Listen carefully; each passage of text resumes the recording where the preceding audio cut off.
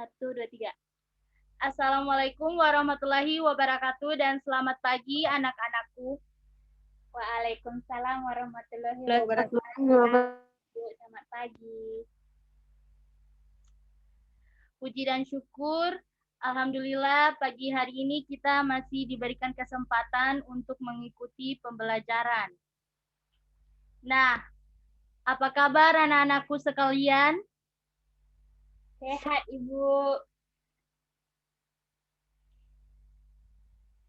Ibu absen dulu ya. Helena Iya, Bu. Emilia. Hadir, Ibu. Novirianti. Hadir, Bu. Gunawan. Hadir, Ibu. Ani Sintiawati. Hadir, Bu. Tira Elovani. Hadir, Ibu. Nelda. Hadir, Ibu. Nah, untuk lebih efektifnya pembelajaran hari ini, Ibu minta tolong ya anak-anak untuk diaktifkan kameranya. Bagaimana? Iya, Bu. Semoga ini Ibu. Ibu. Ya.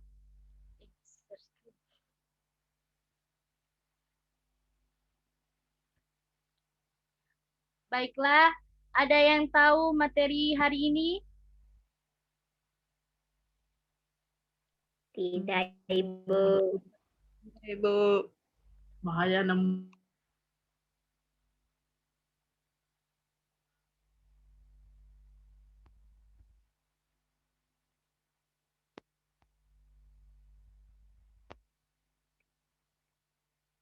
Sudah bisa dilihat materi yang Ibu paparkan? Sudah, Ibu. Sudah, Ibu. Oke. Baiklah.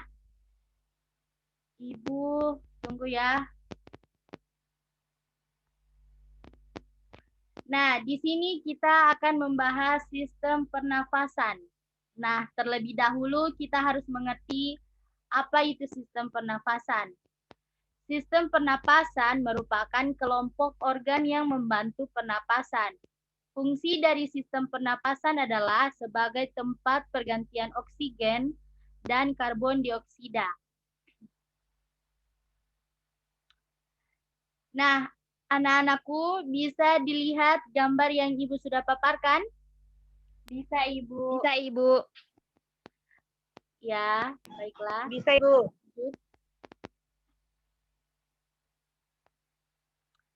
Nah, yang pertama itu ada hidung dan rongga hidung.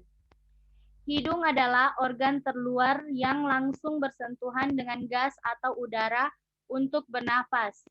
Fungsi hidung adalah menghirup oksigen O2 dan sebagai jalur keluarnya karbon dioksida.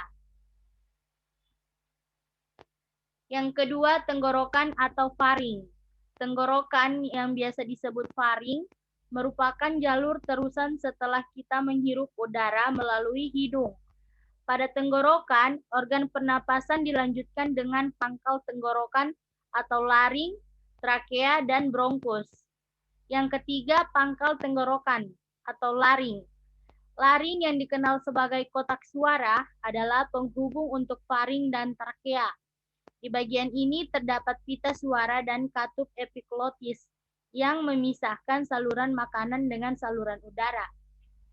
Yang keempat, trakea.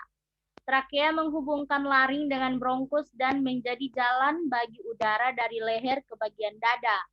Bentuknya seperti pipa. Fungsi utamanya sebagai jalur udara untuk masuk dan keluar dari paru-paru. Organ ini tersusun atas cincin tulang rawan dan terdapat di depan kerongkongan.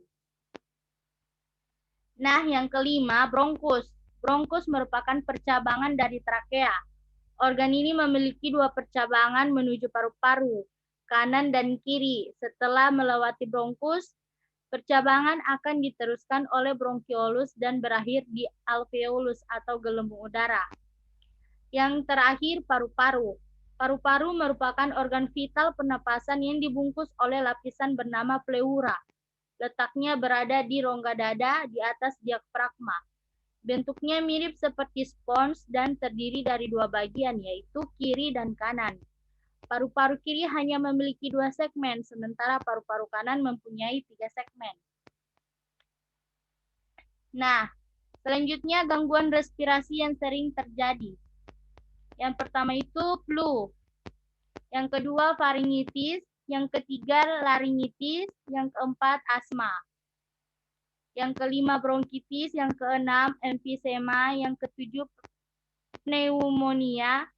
Yang ke-8 kanker paru-paru.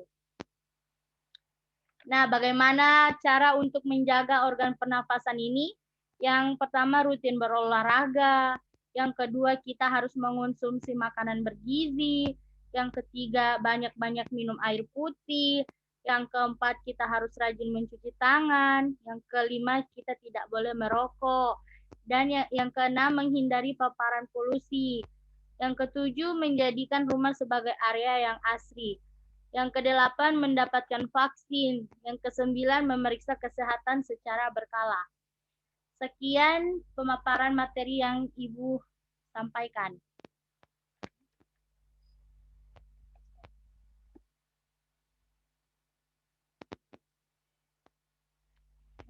Nah, selanjutnya untuk anak-anakku ada yang ingin bertanya?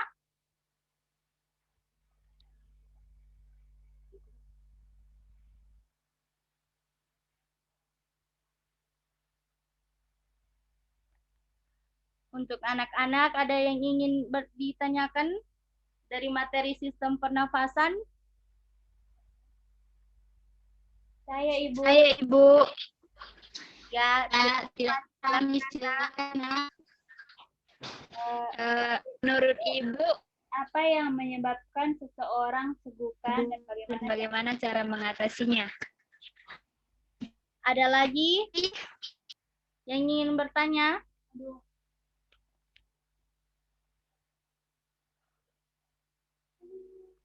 Mungkin Ari Sintiawati ingin bertanya?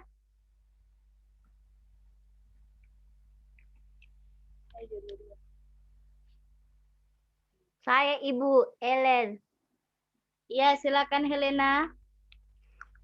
Mengapa virus corona dapat menyebabkan gangguan pada sistem pernapasan? Lalu, apa yang harus kita lakukan agar terhindar dari penyakit tersebut?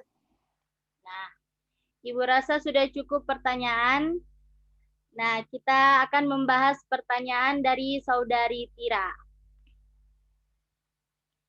Yang ditanyakan tadi, apa yang menyebabkan seseorang cegukan dan bagaimana cara mengatasinya?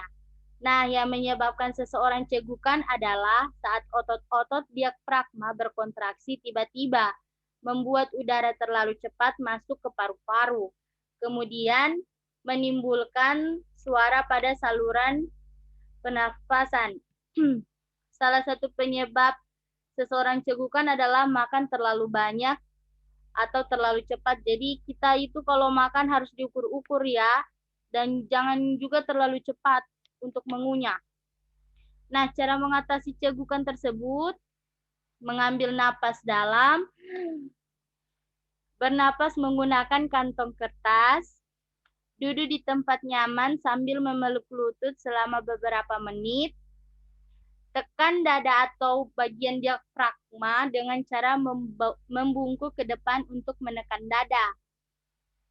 Embuskan nafas sambil mencubit hidung dan menutup mulut selama beberapa saat. Diulangi beberapa kali. Dan yang terakhir, tutup hidung dengan rapat sembari menelan ludah. Apakah sudah bisa diterima untuk Tira? Sudah, Ibu. Saya sudah mengerti. Oke, makasih, Nak. Selanjutnya kita lanjut pada pertanyaannya Helena Angelia. Tadi ditanyakan mengapa virus corona dapat menyebabkan gangguan pada sistem pernapasan.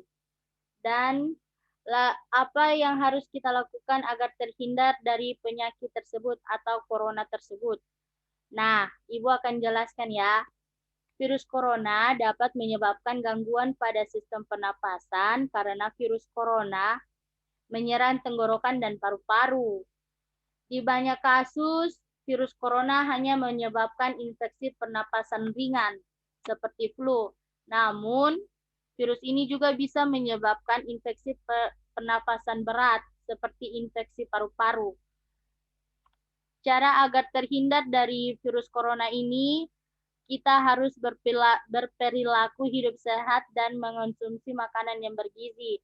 Rajin berolahraga, tidur yang cukup, rutin mencuci tangan, pakai sabun atau memakai hand sanitizer. Selalu memakai masker saat keluar, menghindari kerumunan atau jaga jarak minimal 1 meter ya anak-anak dengan orang lain.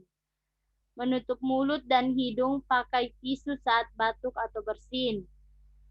Kemudian buang tisu ke tempat sampah.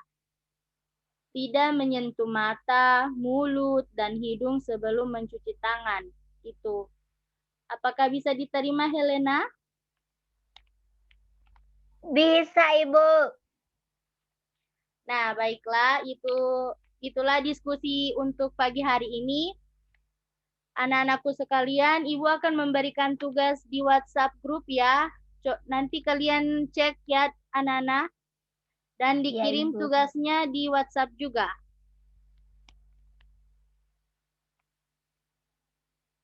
Apakah bisa didengar suara Ibu? Iya, Ibu. Ya, Ibu. Bisa, Ibu. Nah, baiklah, itulah materi kita hari ini. Untuk anak-anak, makasih karena telah mendengarkan Ibu. Sekian dan terima kasih. Assalamualaikum warahmatullahi wabarakatuh. Waalaikumsalam warahmatullahi wabarakatuh. Terima kasih, Ibu. Sama-sama. Makasih, anak-anak. Makasih guys. Ibu, kenapa